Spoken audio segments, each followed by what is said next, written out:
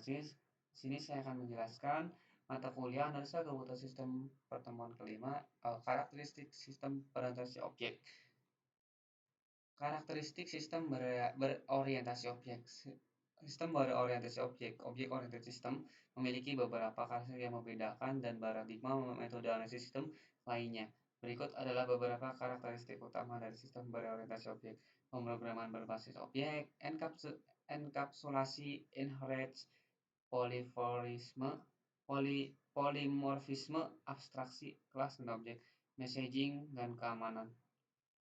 Karakteristik ini bekerja bersama-sama untuk menciptakan pendekatan pemrograman yang kuat, modular, dan mudah dimengerti, yang memungkinkan pengembangan sistem yang kompleks dan scalable. A. Pemrograman berbasis objek. Pemrograman berbasis objek adalah paradigma pemrograman yang menggunakan konsep objek sebagai unit dasar membangun program. Dalam pemrograman berbasis objek, program dibangun dari kumpulan objek yang saling berinteraksi dan mewakili bagian-bagian dari sistem yang diinginkan. Setiap objek memiliki atribut yang menyimpan data dan metode yang mendefinisikan perilaku atau fungsi yang dapat dilakukan oleh objek tersebut. Berikut ini adalah penjelasan lebih rinci tentang beberapa konsep kunci dalam pemrograman berbasis objek. Pertama ada objek. Objek adalah instansi konkret dari suatu kelas. Objek ini memiliki atribut yang menyimpan data dan metode mengidentifikasi perilaku objek tersebut. Yang kedua ada kelas. Kelas adalah blueprint atau template untuk menciptakan objek. Kelas mendefinisikan atribut dan metode yang memiliki objek yang dibuat dari kelas tersebut. Misalnya dalam contoh di atas adalah mobil bisa menjadi sebuah kelas yang memiliki atribut seperti warna, kecepatan, serta metode seperti maju dan mundur. Enkapsulasi adalah konsep yang menggabungkan kata dan metode yang bekerja pada data ke dalam suatu unit tunggal yang disebut objek. Yang keempat ada pewarisan. Pewarisan adalah konsep di mana sebuah objek kelas baru, kelas turunan, atau subkelas dapat mewarisi atribut dan metode dari kelas yang ada atau dari induk superkelas. Polimorfisme adalah konsep di mana objek dari kelas yang berbeda dapat merespons dengan cara yang berbeda terhadap metode yang sama. Pemrograman berbasis objek memungkinkan untuk menciptakan program yang lebih mudah dimengerti dan lebih modular dan lebih mudah dipelihara. Dengan menyusun program menjadi kumpulan objek yang berinteraksi, pemrograman dapat membagi kompleksitas pemrograman ke dalam bagian-bagian yang lebih kecil dan lebih mudah dikelola. Enkapsulasi. Penjelasan lebih rinci tentang enkapsulasi. Yang pertama ada data dan metode. Objek dalam sistem berorientasi objek memiliki dua komponen utama, data atribut dan metode fungsi. Data mewakili informasi yang disimpan oleh objek, sedangkan metode mewakili perilaku atau operasi yang dapat dilakukan oleh objek tersebut. Yang kedua ada private dan publik.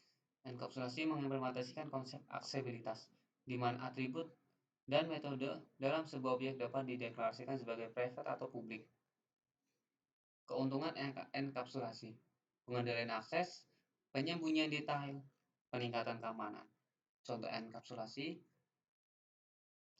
misalnya kita memiliki kelas mobil dengan atribut kecepatan yang dideklarasikan sebagai private. Kita bisa memiliki metode maju dan mundur yang memanipulasi atribut kecepatan secara internal. Dengan cara ini, detail implementasi kecepatan, misalnya apakah itu diukur dalam kilometer per jam atau milimeter per jam, disembunyikan dari luar dunia objek dan hanya metode yang dilakukan seperti maju dan mundur yang dapat mengubahnya.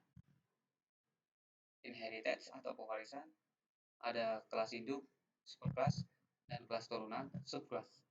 Penurunan fitur, penambahan dan perubahan hierarki kelas, keuntungan pewarisan, penggunaan kembali kode, kemudahan pemeliharaan, abstraksi, dan polimorfisme. Polimorfisme berdasarkan metode polimorfis Ada overriding, polimorfisme berdasarkan keterikatan atau binding, keuntungan polimorfisme, peningkatan reusabilitas, fleksibilitas, abstraksi. Ada abstraksi, kelas abstraksi apa? Berikut adalah penjelasan lebih rinci tentang sistem abstraksi dalam sistem berorientasi objek. Yang pertama ada kelas abstraksi, yang kedua ada metode abstraksi, yang ketiga ada pembuatan antarmuka, 4 pengurangan kompleksitas, 5 penggunaan dan implementasi. Kelas dan objek. Berikut adalah penjelasan lebih rinci tentang kelas dan objek dalam sistem berorientasi objek. Yang pertama kelas pengertian, kelas adalah blueprint untuk menciptakan objek, terus ada struktur, contoh seperti mobil, yang mendefinisikan atribut warna, kecepatan, dan metode maju dan mundur. Yang kedua ada objek, pengertian objek adalah instansi konkret dari sebuah kelas, terus ada instance atau perwujudan. Contohnya adalah ketika kita membuat objek mobil, kita bisa memiliki khusus seperti mobil merah, mobil biru, dan lain-lain. Hubungan antara kelas dan objek. Kelas digunakan sebagai template untuk membuat objek. Satu kelas dapat digunakan beberapa objek yang berbeda. Setiap objek dibuat dari kelas tertentu dapat digunakan sebagai instance. Ada messaging, pengiriman pesan dalam OOP. Objek berkomunikasi satu sama lain dengan mengirim dan menerima pesan. Penerimaan pesan, objek menerima pesan untuk menginterpretasikannya. Ini melibatkan mengetahui metode yang harus dipanggil. Interaksi objek, messaging menggunakan objek untuk berinteraksi satu sama lain. Keuntungan messaging, isolasi dan enkapsulasi. Modularitas, yang ke H adalah keamanan, enkapsulasi, akses kontrol, validasi data, pembatasan akses, pengembangan kode yang aman,